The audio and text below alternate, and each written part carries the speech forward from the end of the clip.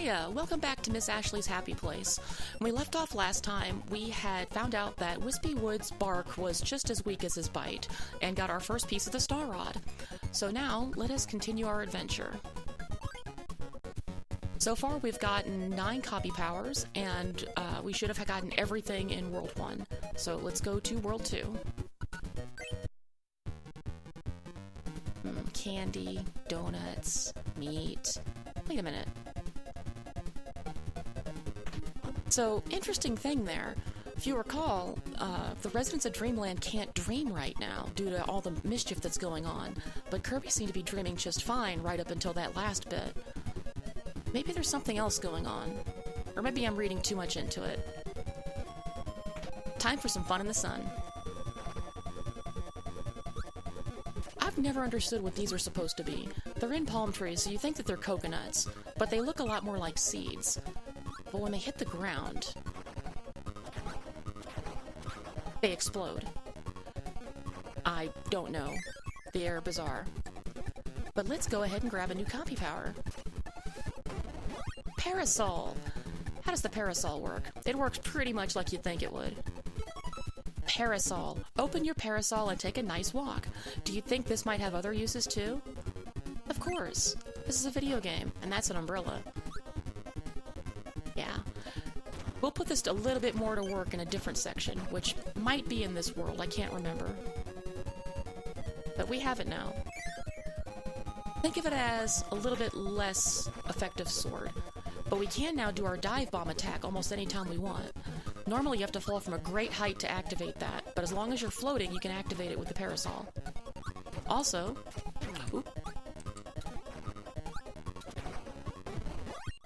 it'll protect us from these... nope, hold on. So many things I have to show off at once here. Okay, so first there's the parasol. Got it back, and not only does it let us fall slowly, not only does it let us dive bomb and attack, but it will also protect our head from objects. Yeah, just like that. But I need to show off this little guy here. So, bye-bye parasol. And say hello to Scarfy. Now, he's a returning enemy from Kirby's Dreamland, and he looks pretty pleasant and kind enough right now. But his name is Scarfy. Why is that? Does he like to eat like Kirby does? Can he eat like Kirby does? Can you eat like this, buddy? And now he's a nightmare monster. And he blows up too. This is supposed to be an island resort. What's going on? Alright, let's grab our sword knight. Grab our sword. And let's get to getting. Bye-bye, Kaabii.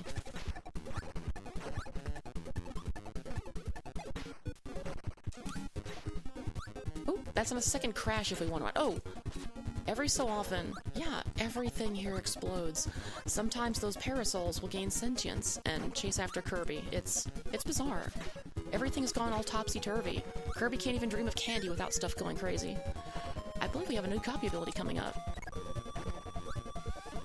Tornado! Here's a fun one. Kirby can now spin and bump away his foes. Hold the B button to spin into the air. So, this ability is actually kind of weird in this game. Like, this is an introduction. And so just like with the ice, we now have an arena, basically, to test it out. What the description doesn't tell you is that if you rapidly press the B button, you can gain altitude. And that allows you to just, wreak havoc on everything. I actually like this ability a lot more in the mini-golf game Kirby's Dream Course, because it's a little hard to control, but it does give you a little bit of extra distance on your ball, especially if you hit the barriers. You kind of bounce off of them at a little higher velocity for a brief moment. Looks like we got something up here. A new mini-game. It's an adorable one, too. Egg catcher. Press the buttons to make Kirby's mouth open. Try to eat eggs, but not bombs. Really? This sounds kind of bizarre. Let's try it out. It's DDD. So the idea here is that we're holding down the B button to keep our mouth open, but we need to let it go right before that happens. I've been able to do this in the past. I have. I just haven't done this in a very long time. Alright, next up. Ooh, yeah. Actually, I'm just gonna drop this off right now, because it's a fun little ability in short bursts, but... Get out of the way. Now, it kind of bears mentioning right now, since I just swallowed two things I didn't really need to, that you can actually tell if an enemy will give you an ability. If you have an enemy in your mouth and it gives you an ability, Kirby will flash. That's a little important, not just because this is the first game Kirby got Kaabii abilities, but because sometimes you'll suck up things that you wouldn't think would give you a power, and without that flash, you'd never know it. You'll see what I mean a little later in this world. Oh, looks like we have a little buffet here. Why is that? We have spark, we have fire, we have sword. I have needle. What's coming up? What are we about to fight out here on the beach? Well, I actually know.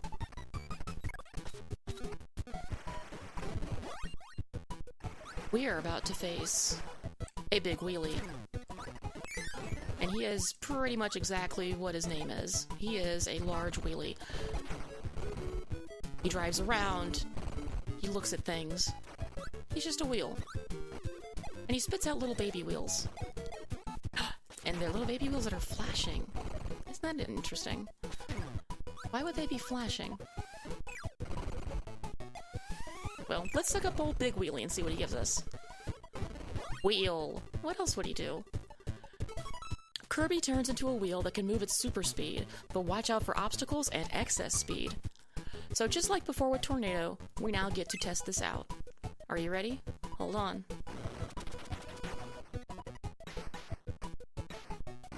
Going over little gaps, going through Sword Knight, going through all the little spark guys. But as soon as you hit a wall, and I don't think you can... Okay, you can turn around in this game. But there's a very long time to turn around. So, it's an ability that's got some very specific uses in the game. In later Kirby games, it would be vital for getting to some secrets, and I think even in this one, there's maybe one little secret area that we'll need Wheel for. Out of the way. Oh. By the end of this, I will get up to the top. There's a whole bunch of these to do. Mark my words, I'll get to the top one. Hey, another crane game! Let's see if I can at least redeem myself here. So, back to the crane fever. The key here is to use the crane apparatus itself to help you center.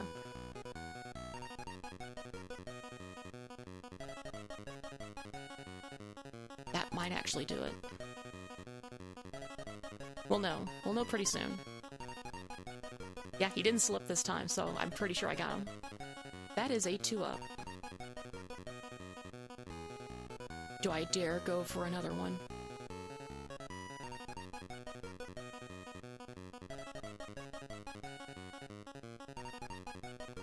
Come on, he only has to hold on for a little bit. It's right there. Ooh, that was a perfect grab. There's no way he's slipping out of that. Yay! 4 1-ups. Excellent. I love when Kirby sticks his head out the door. He's like, who, me? Yeah, you. We are just blazing through this area. So, oh, here's an area that's gonna... Oh well, so much for that. I think we will need a parasol, though, a little bit later, so I'm gonna get ready for the next one I see. So I'm blazing through this a little bit quickly, because we had a lot of introductions in the beginning. You know, new channel and all that, or a new series and all that. So, let me talk for this world about how much Kirby sticks out compared to everything else. That, like I said before, this was a late game in the NES's library, and so there were a lot of... Oh, I think I just messed that up. So there's like a lot of little tricks that, there's a lot of little features that this game has that other games before it weren't able to do. I was reading around, actually, since the last video, and apparently... That was a little noisy. And apparently, this game has, it's one of the largest cartridge releases that Nintendo had put out themselves. Like, the size of the game, like, the data size is actually very large. I need to actually get this, because there's something I want to show off back here. And so, because of all the extra size that they had for this cartridge, they're able to do some really neat things. Like, just the sheer number of sprites that Kirby has to perform all the little things that he does. Like, every single time he runs into a wall, he squishes down, and when he lands, he squishes flat, and the stars always pop out, and they pop out at slightly different angles every time, too. It just gives so much life to the game. I wonder if I can actually go back in here when I leave. No. Okay. I'm actually going to go back into this world or this level after I beat it, because there's something behind that door I want to show off. It's a very early look at an ability that we'll see normally a lot later in the game. But if you're good enough to get to that one bomb and unlock that door, you get to see it now. So as I was saying, there's a lot of things, just a lot of little details that Kirby is able to do in this game compared to other games. And probably the biggest thing that draws me to this Kirby game specifically, besides the fact that, you know, I was young and it was new and it's the first copy ability game, there's this thing that a game journalist by the name of Tim Rogers calls sticky friction. And it's, in a sense, it is the relationship between the character... Oh! Hold on. It's Meta Knight. And he just sent the guards after us. So that's the very first appearance of Meta Knight in the game. He doesn't seem so threatening right now, but we're going to be seeing a little bit more of him later, and actually throughout.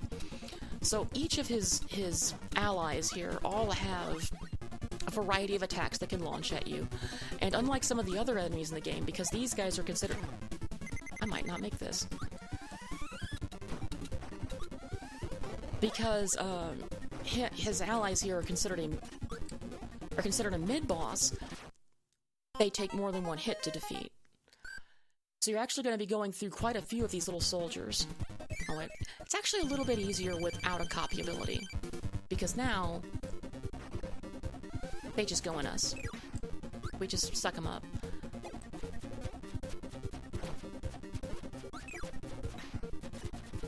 Yeah, and none of them have a copy ability to impart upon us, oddly enough. Even the guy with the electric spears down there. Or up there, much rather. Like, this was actually a surprisingly challenging game when I played it for the first time as a youth, because even though the enemies all have a series of behaviors they can perform, they tend to be a little random in what they do. Like, they can only do so many things, but just their movements, when they launch projectiles, all of it, it just kind of happens. But as I was saying, Tim Rogers and stuff. Oh, he got up there! Yay! And we get a little Kirby spaceship. Yeah!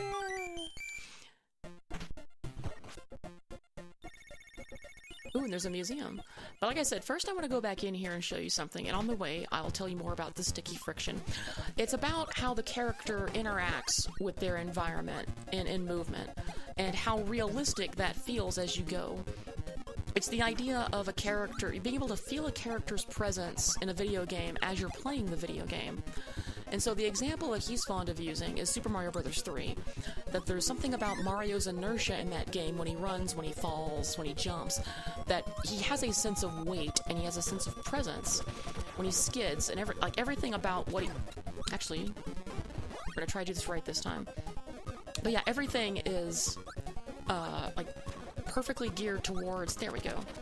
Everything is perfectly honed in such a way that Mario moves the way you would expect somebody of his dimensions in that environment to move around. Alright, so I've built this up quite a bit, and I did so because it actually matches up. So I introduce you to the first appearance of UFO. You wouldn't think they would just have that UFO sprite for the bonus game, do you? Oh, so this is a very rare ability, and it is often the most powerful ability in the games that it appears in. What do we do with our UFO? Hold down the B button to charge, and then let go. You can attack 4 different ways. And since we've beaten the stage before, we can actually exit. However, UFO is so powerful, you're not allowed to take it with you. So we're just going to play through a bit of this stage with the UFO. So it has 4 levels of charge. If I just tap the button, we get the beam. If I hold it down a little bit, we get an ability we haven't seen yet. If I hold it down a little bit more, we get a star. But if we go full charge, we get the superstar. And we could just perfectly hover and fly around and be a cute little Kirby in a UFO. And look at the little portrait down there. He's like, hey, I'm in the stars. Because he is a star. So suddenly this area kind of becomes really trivial since we can fly through it, we fly in the water, we have a variable range in our attacks so we can attack in the ways we need to, when we need to. Yeah, UFO is amazing. And it wasn't until like maybe one or two more playthroughs later that I managed to find the UFO here. Because I didn't... Oh, and see if you actually can hit that with either the beam or the sword, you get this other area down here. To grab the one up.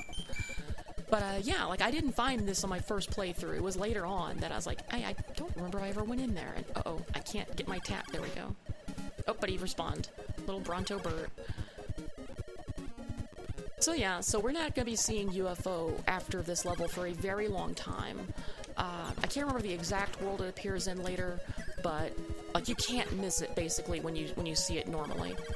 Here though is a nice little sneak peek of the UFO. And you know what? Let's do this right.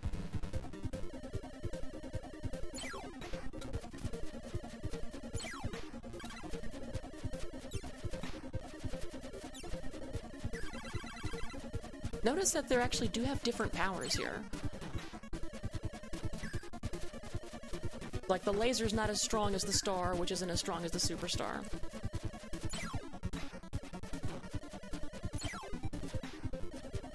There's a little bit of a delay on the button press for actually getting my charge to work. Hello. I don't think so, buddy.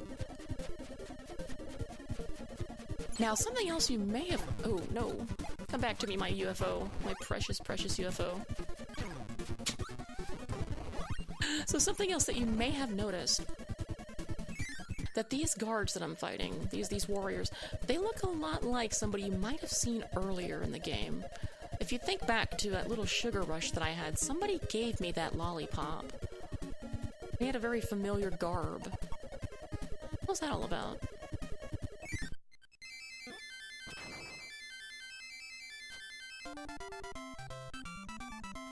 But enough mysteries. I've shown off the UFO. Let's go and check out this museum up here. So now we have easy access to a new ability. Fire, you're the old news. Laser, you're the new hotness. So technically we just already saw this as one of the 4 abilities from the UFO. That the second charge for the UFO is functionally identical to laser. But what's the official description of laser? Kirby can fire a laser beam. This beam will bounce off slopes, so try it in many places.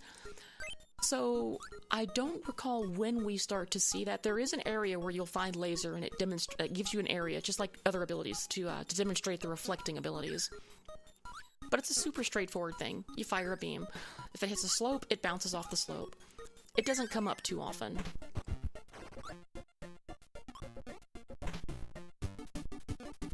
We're in the clouds. Look at this. This is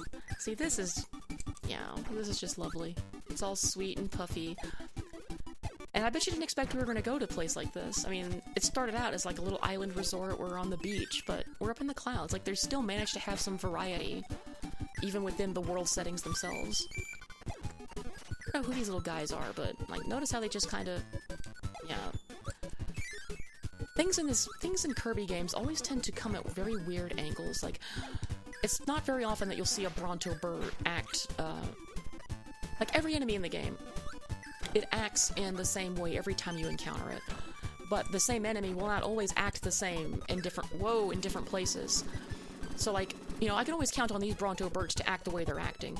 But sometimes you might see a Bronto Bird just perched on a platform, just waiting for you to do something. Ooh. What do we have going on here? We have Parasol, we have Fire, and we have... I don't believe we've seen you. Stone. Stone Kirby. Oh, he bopped himself in the head in the picture. Kirby's body turns into a solid rock. In this form, he cannot be hurt by enemy attacks. If you've played any Smash Brothers game, you should be very familiar with Stone. Kirby, go down. Kirby, go down. And look, he can't be hurt by the fire. But this indicated we were going to have a fight last time, so we're probably going to have another one, aren't we? Who's our next guy? A weird alarm clock with a mustache. He fires musical notes. Now, so far, every one of these mini-bosses has given us an ability. What possible ability could we get from an alarm clock? Well, I'll tell you now, this is not a good one to be using against him, so... Usually the fastest way to beat a mini-boss is to just use the mechanics that they give you, so... In the world could an alarm clock do? It wakes you up. Mike Kirby. This is great. In fact, I'm actually going to... Well, first, let's see what Mike's all about. Mike, and notice it's spelled with a K. I've done that to this day because of this game. Abbreviate Mike with a K like that. Or shorten Mike with a K. Kirby can sing his favorite song 3 times. I wonder why that song hurts enemies. Do you really want to know? Well... Let's try this out. So... Yeah, this is great.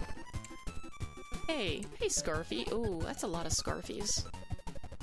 Maybe they like singing. That was terrible. So, functionally, Mike is just like Crash, but you get to use it 3 times. I love Mike. Not so much because of this game and what it does, but because of its appearance in the Kirby anime, which I'll cut in right here for you to enjoy.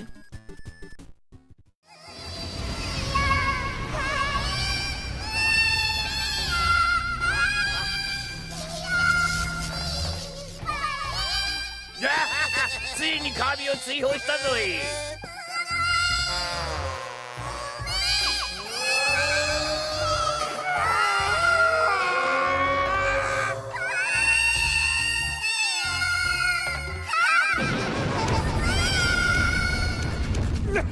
なんと凄まじい声だ。やめてくれ。死ぬ。送り返さねば。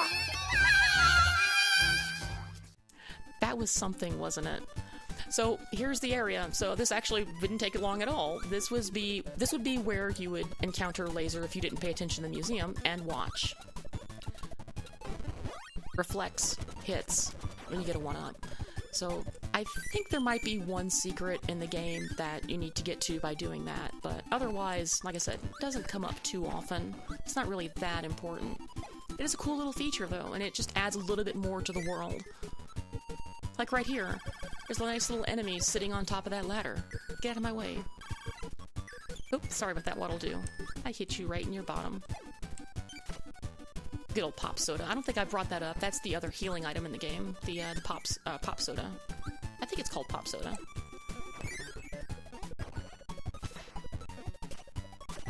So yeah, everything about the way Kirby moves in this game, when he's on the ground, he does have a bit of heft to him, surprisingly. You know, for a creature that seems to be almost lighter than, or light as air, if not like maybe slightly heavier than air, he has a weight to him.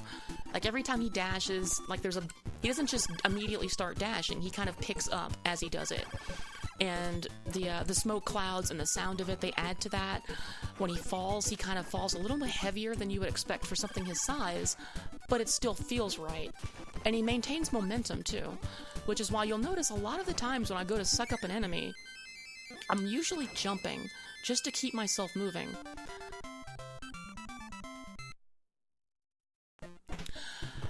But yeah, usually when I'm sucking up an enemy, I'm jumping in the air to keep my momentum going. And that's something that I think even the Masahiro Sakurai, the creator of Kirby and Smash Brothers, he realized how important that was. And I know this because in Smash Brothers, the latest Smash Brothers game, there is a version of Kirby's Kaabii ability, Inhale ability, that allows him to jump forward. You'll hit the button to do it, and he'll jump forward as he's doing it. So, you know, even the main man in charge of Kirby knows how important it is to, you know, or how awesome it is, how awesome it feels to just jump up in the air and inhale things. So this is a new thing now in this in our world maps. Looks like a coliseum of sorts. The arena. 2 fighters go in, but only one will leave. You can get a tomato and an ability for a win. So this is where we're going to fight mini bosses again. It's kind of like a more interactive museum. Here's that guy I wanted to show off a little bit more earlier. I love his little bottom wiggle. Look at that. He's like, I can find a nice block. He's just so animated. Again, this was a very large game, and they put that space to good use with so many little sprites and poses and everything for everybody, just to make them all come alive. So that's enough of that. Let's get out of here. Notice how weak laser actually is. And because it's so thin, it's actually a little hard to hit with sometimes. So we'll go ahead and take our freeze back now. And look at the fans cheering.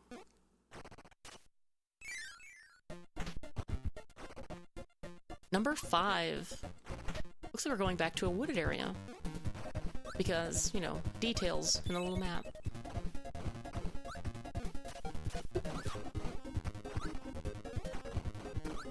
Ooh.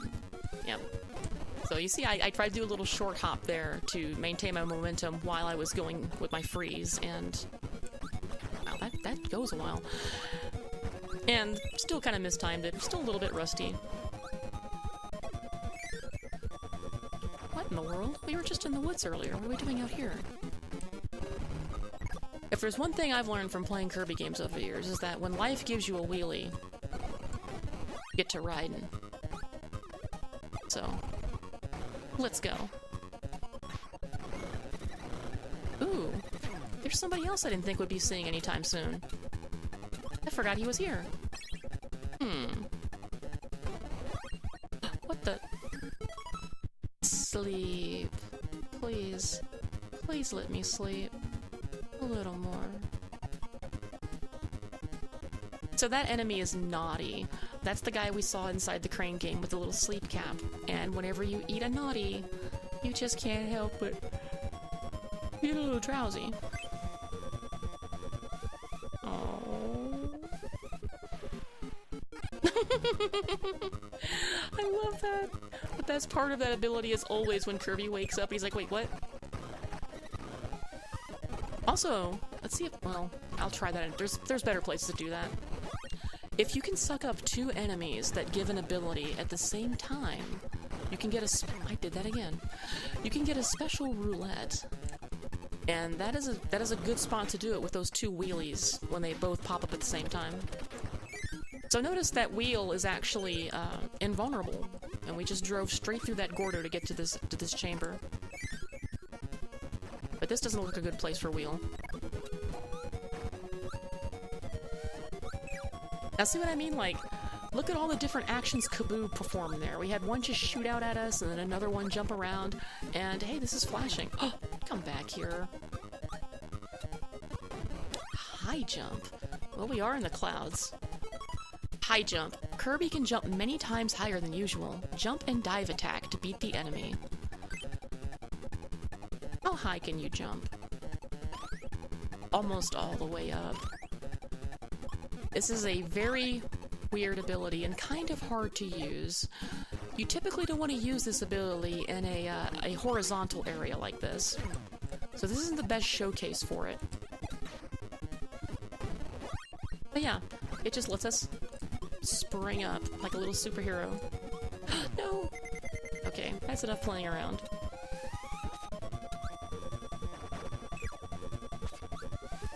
Need to get to the exit. Still not done with the level. Okay, now see, this is where we see what high jump can really do. I believe I can fly. I believe I can go right through that bomb. Oh, I just missed something. Oh, it's alright. Oh, no, no. Everything. Everything is lost to me. That's fine, because we're still playing Kirby. So yeah, whenever you see a Poppy Brothers Jr. riding on an object, if you want to get the object, don't attack him. It'll break the object. Well, I got it again. You have to inhale to get him off the object. Otherwise, he's going to jump off the object and you'll break it. So if you see them riding a Maxim Tomato, that's what you do.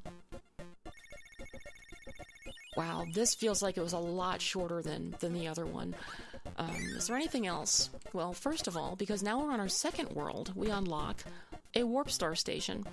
This star will take you to another stage. Hop on a star with a number, and let's go. So, as we play the game, we'll unlock these doors that'll allow us to warp back to any previous world. And that's important, because this game does have secrets. It does have areas that can't be accessed unless you hit secret switches hidden in the stage. So, part of getting 100% completion is going to involve getting all of those switches. And this is our way to go back to any levels we might have missed.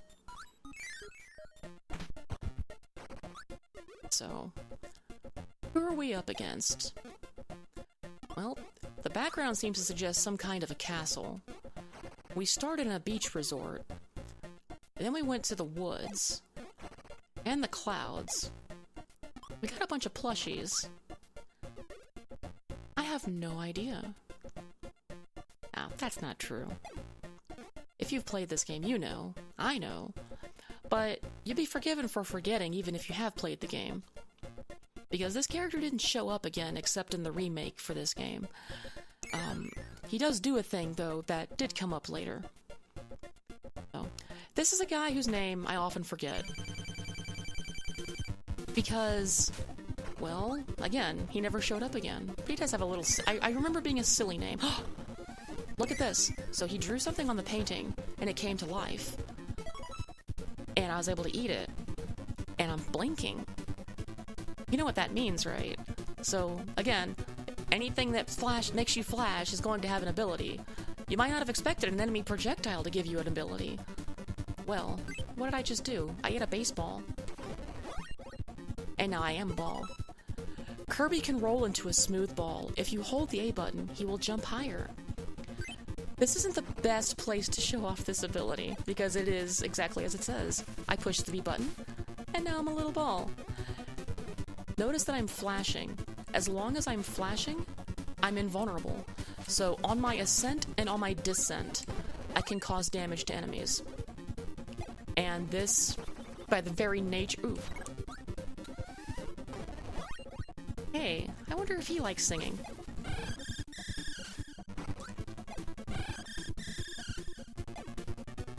So this is a fun little boss because he just does all these little nice little...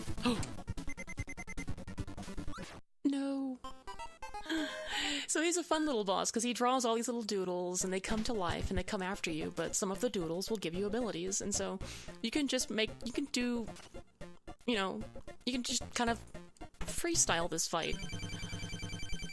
I also remember having a lot of problems against this guy when I was younger because, again, like a lot of the enemies in Kirby games, they have a set of actions they can perform, but they don't really have sequences.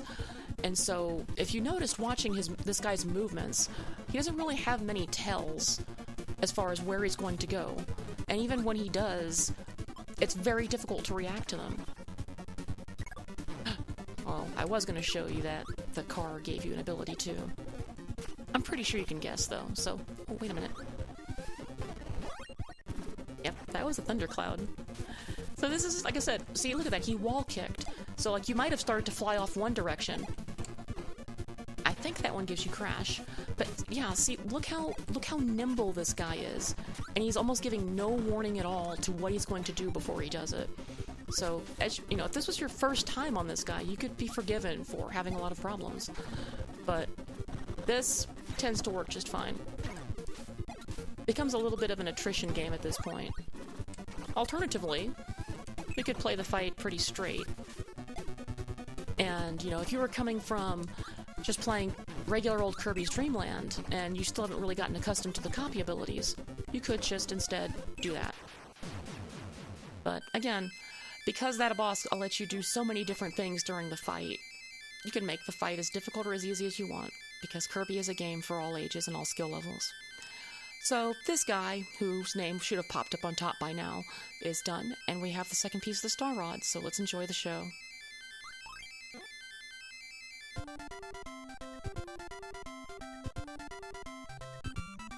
So, let's have our sneak peek for the third world. Butter building. Hey, that wasn't very nice. About to get a whole lot meaner. butter building. Looks like we're going to be climbing a big tower, possibly. But that'll be for next time, so until then, see you soon. Kaabii!